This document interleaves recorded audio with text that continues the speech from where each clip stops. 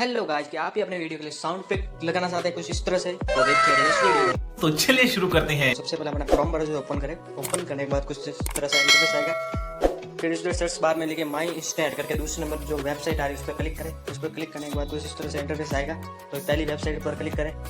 जैसे ही आप पहली वेबसाइट पर क्लिक करें तो कुछ इस तरह से आएगा। इसमें से आप कोई भी साउंड इफेक्ट लगा सकते हैं, डाउनलोड भी कर सकते, सुन भी सकते। जैसे देखो, ये देखो, कोई भी डाउनलोड कर सकते हैं।